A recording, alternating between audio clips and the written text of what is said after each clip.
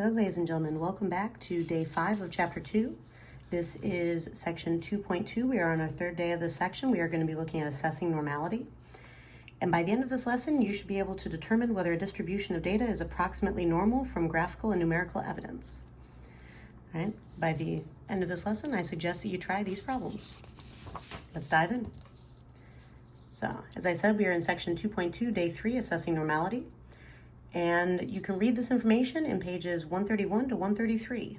So assessing normality, we need to check that a distribution is roughly normal before using normal CDF or inverse norm to convert from z-scores to percentiles and vice versa. Not all z-scores follow a normal distribution. Before we do these calculations, we need to check if the distribution is roughly normal. All right, this is vital. Don't use normal calculations if you don't have a normal distribution. Don't assume that things are normal. You need to be told that or you need to show it. All right, so in our previous examples, we had been told that the distribution of values were approximately normally distributed. Now, in example 1 here, we're asking, are the data roughly normal? So here are the test scores for 32 students in a statistics class. All right, now they're already in order from least to greatest, thank goodness, because they're not always. And letter A asks us to make a split stem plot to display the data. The thing that you need to remember is that a normal distribution is a single-peaked, roughly symmetric distribution that follows the bell curve with the empirical rule of 68, 95, 99.7% of the data, 1, 2, and 3 standard deviations from the mean, respectively. All right, so first let's take a look to see if the shape of the distribution matches what we would expect for a normal distribution. If we have a bimodal set of data, if it's uniform, if it's symmetric, but it's not, doesn't have the right number of peaks, doesn't have the right type of spread that we would expect for a normal distribution, then we can knock it out of the running immediately. All right, so make a split stem plot. That means that I'm going to be using my stems multiple times. My stems will be the tens place. My leaves are going to be the ones place. So my stems are 6, 7, 8, and 9. Because I don't have any leaves in the lower part of the 60s, I'm just going to use a single stem of 6. If I had like a 61 and then none of the upper 60s, then I would have had 6 and 6, and I would have had a gap between these. All right, so I have my 60s, I have my 70 to 74s, my 75 to 79s, my 80 to 84s, my 85 to 89s, my 90 to 94s, and then 95 to 99s. All right, so that's why I have these written down. These are what I wrote down first. And then going through my list, I had 68, so I wrote down the 8. I had a 70, so I wrote down the 0. 73, right? So this 7-3 gives me 73, and then I have 74, 74. 75 goes to the next stem, so 75, 75. I have 3 77s. That's why you see 3 7s written here for 77, 77, 77. I have 3 different students who earn 77s. And then I have 3 different students who earn 78s. That's why there are 3 different 8s for the 3 different data points representing the 3 different students who earn that same score. I have a single 79 at the end. I have 2 80s, so I have 2 zeros here to represent the 80s. I have an 81, an 82. I have 4 83s, so I have 4 3s in a row, and then I have a single 84. After that, I had 2 85s, that's why I have these 2 5s here, an 86, 2 88s, a 90 goes to the next stem, 91, 92, and then 96 at the end. Now, if you turn this to the side and view it kind of like a histogram with a bin width of 5, you can actually look at how far these numbers are extending to be able to compare what the bar heights would be. This is approximately single peaked, approximately symmetric, might be bell-shaped, but we would need to check the calculations for that. And that's where letter B comes in. Now notice that I do have my key here to help people read the graph that I just wrote.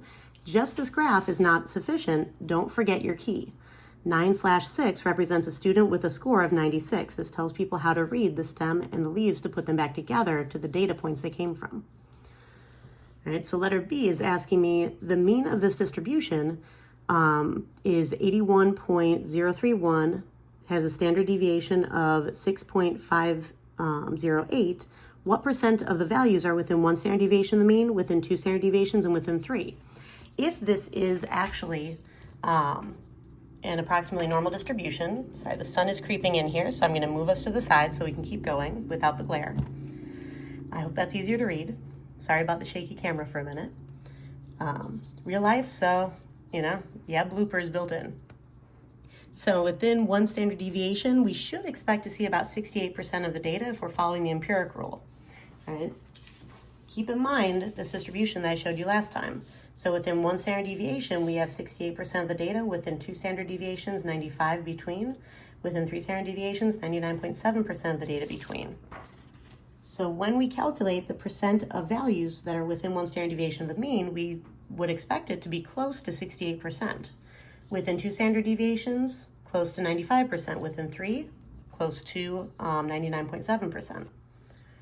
Now within 1 standard deviation, I basically took this number and I subtracted the standard deviation. That gave me my left bound. I then took my mean, added the standard deviation to get my right bound. So the proportion of values that are between 1 standard deviation below the mean, 1 standard deviation above the mean, if you count this up, now 74 is too low, all right? These, I need x values that are between 74.523, so 75 would be the first number that would actually apply to this. And then 87 would be the highest number that I could go to without going above this boundary. So 75, I have 1, 2, 3, 4, 5, 6, 7, 8, 9, 10, 11, 12, 13, 14, 15, 16, 17, 18, 19, 20, 21. 21 data points out of the 32 that fell within this range. All right, so that, when you divide it, is about 0.65625, which is about 65.625%. All right, so take this times 100 and you get your percent. That's pretty close to 68%. It's not perfect, but we don't expect it to be. That's why we use the words like approximately.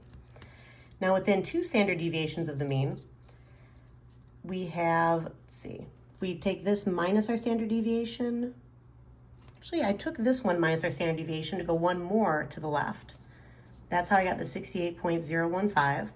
And then I took this number and I added 6.508 to it to get one more standard deviation to the right.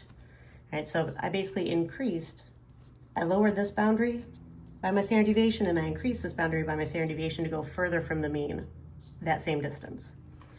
So I need to be between, see, 68 won't work for this one because 68 is still lower than this and x needs to be between these. So the first test score I could use here for my lower boundary would be like 69. The highest I could go was like 74. So basically all but these last two would fall within these values. So that would be 30 out of 32, which when you divide it is about 0.9375, which is about 93.75%. Again, very close to the 95% we would expect. Not exactly, but we don't expect it to be perfect, not with only 32 data points. Within 3 standard deviations of the mean, then we're looking at, let's see, I subtracted this by my standard deviation again, and I added my standard deviation onto this one to go one more standard deviation on either side of my previous boundaries. And this range of values, all of my test scores fall within this range of values. So 32 out of 32 is 1. When you take it times 100, you have 100% of the data points fall within this boundary. So this is really close to the 68, 95, 99.7 rule, so the empirical rule. So this would be approximately normal based on the numbers. Now, example 2, another distribution of test scores has a maximum score of 100, a mean of 92, and a standard deviation of 10. Can this distribution be approximately normal? The short answer is no. The longer answer is that since the maximum score of 100 is less than 1 standard deviation above the mean, no, this distribution is not approximately normal because it doesn't have the right spread of data points going outwards from the mean. You're generally not going to find your maximum that close to the mean if it's normally distributed. All right, now, an exam tip, never say that a distribution of quantitative data is normal. Real world data always show at least slight departures from a normal distribution. As I said, this is close, it's not perfect, but it's close enough for us to use the description. All right, the most you can say is that a distribution is approximately normal. So if we're looking at real world data set, don't just tell me it's normal. Tell me it's approximately normal or roughly normal.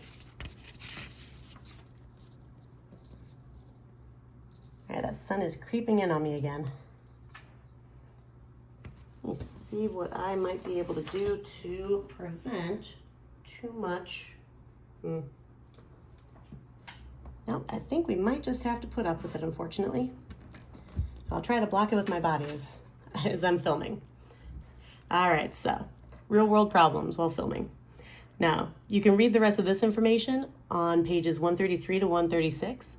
Normal probability plots. A graph called a normal probability plot or a normal quantile plot provides a good assessment of whether or not a distribution of quantitative data is approximately normal. Now, what is a normal probability plot and how do we interpret a normal probability plot? All right, so definition. Normal probability plot is a scatter plot of the ordered pair data value as your x value, comma, expected z-score as your y value for each of the individuals in a quantitative data set. Now, what does that mean? That means that the x-coordinate of each point is the actual data value, and the y-coordinate is the expected z-score corresponding to the percentile of that data value in a standard normal distribution. Right, now, assessing normality using this. If the points on a normal probability plot lie close to a straight line, the data are approximately normally distributed. A nonlinear form in a normal probability plot indicates a non-normal distribution. Now, something to keep track of when you're trying to assess for normality using this type of graph. When examining a normal probability plot, look for shapes that show clear departures from normality. Don't overreact to minor wiggles in the plot. These graphs down here, we used the TI-84 to generate 3 different random samples of size 20 from a normal distribution. The screenshots show normal probability plots for each of the samples. Although none of the plots is perfectly linear, it's reasonable to believe that each sample came from a normal population. All right, these normal probability plots are approximately linear. They're not perfect, but they're close enough that we could use a line to represent it. Now, do you need to know how to make or interpret a normal probability plot? Not for the AP test, but you will need to know how to interpret one for our chapter test. All right, so for example, researchers recorded the survival times in days of 72 guinea pigs after they were injected with infectious bacteria in a medical experiment. A dot plot and a normal probability plot of the data is shown below. Now use the graph to determine if the distribution of survival times is approximately normal. Now when you take a look at this graph up here, you can see that it's definitely skewed to the right. Most of the data points are clustered over here on the left, but there's a long tail to the right and probably some outliers.